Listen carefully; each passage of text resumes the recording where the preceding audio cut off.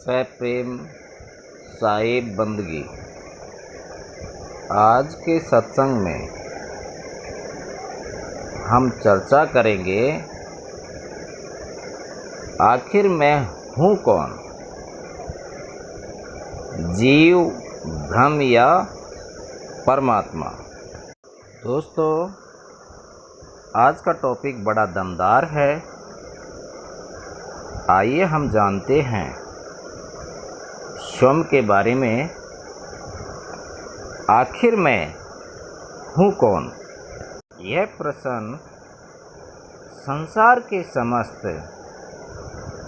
बुद्धिजीवियों के मन में खटक रहा है। ये सभी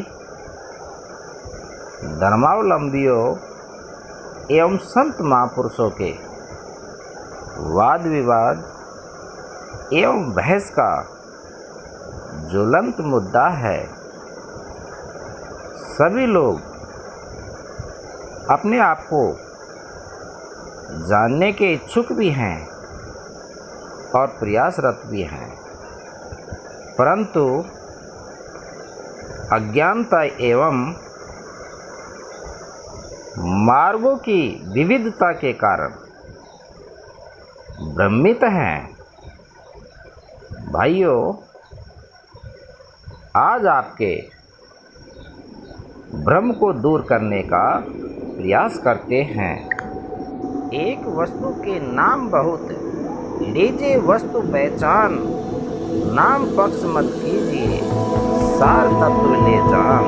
आखिर ये जीव, ब्रह्म और परमात्मा तीनों एक ही हैं या अलग अलग हैं? एक एक के बारे में विस्तार से समझते हैं। इस प्रकार से एक व्यक्ति 3 अवस्थाओं से गुजरता है: बचपन, युवावस्था और वृद्धावस्था। अवस्थाएं 3 हैं, वस्तु एक ही है। दूसरा उदाहरण लेते हैं। बर्फ की 3 अवस्थाएं होती हैं: बर्फ, पानी और वाष्प। जबकि वस्तु एक ही है। बर्फ साकार रूप में, पानी निराकार रूप में होता है, जबकि वाष्प साकार और निराकार दोनों से अलग है। ठीक उसी प्रकार जीव की भी 3 अवस्थाएं होती हैं: जीव, शिव और पीव। अब तीनों अवस्थाओं को बारीकी से समझ लें ताकि हमारा अंधकार मिट जाए। सबसे पहले हम जीव अवस्था के बारे में समझते हैं। जीव अवस्था एक साकार अवस्था है। यह अवस्था अज्ञानता की अवस्था है। जब हमारी चेतना अपने को शरीर भाव में मान लेती है तो वह जीव अवस्था है। शरीर भाव में आकर अपने मूल स्वरूप को भूल जाती है और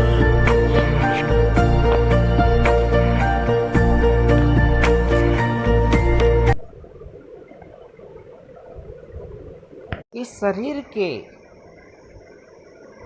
स्वरूप को ही अपना स्वरूप समझने लगती है।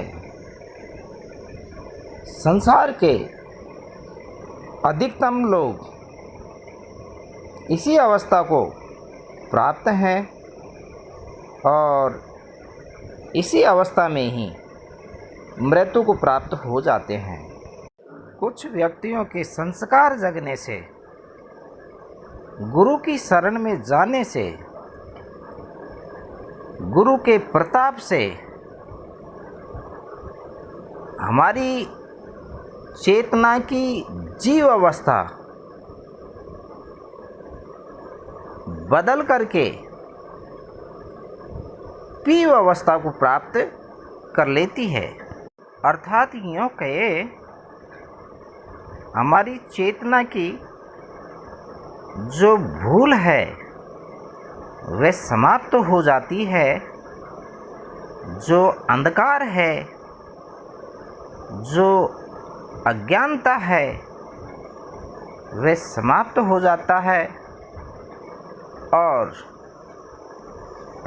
और हमारी चेतना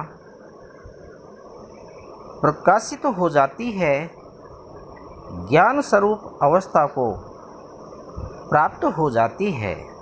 ठीक उसी प्रकार बर्फ से वाष्प की प्राप्ति, जब किसी बर्फ को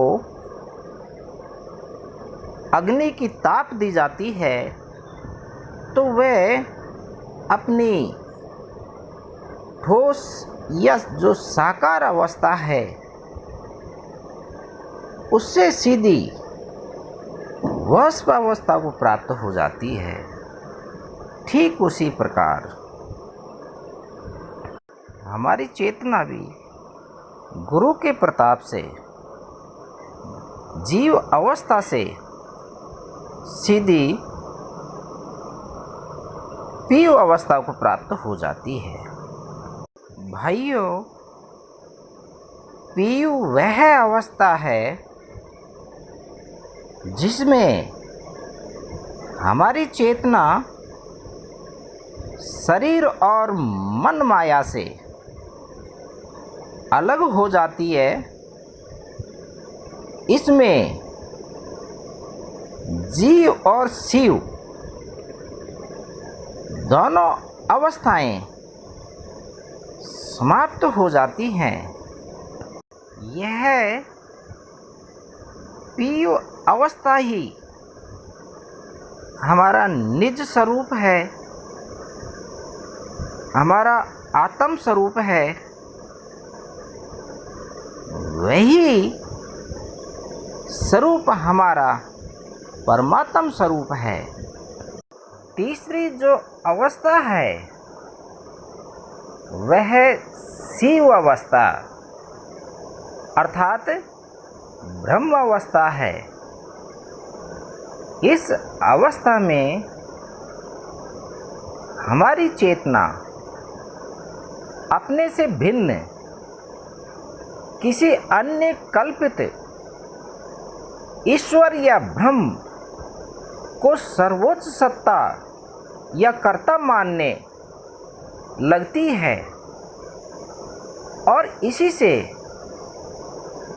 भ्रम की स्थिति उत्पन्न होती है, जबकि अपने से भिन्न कोई ईश्वर या ब्रह्म नहीं है।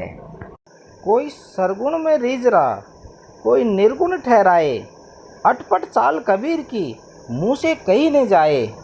ये जीव अवस्था ही सरगुण अवस्था है अर्थात साकार अवस्था है और ब्रह्म अवस्था ही निर्गुण अवस्था है, निराकार अवस्था है।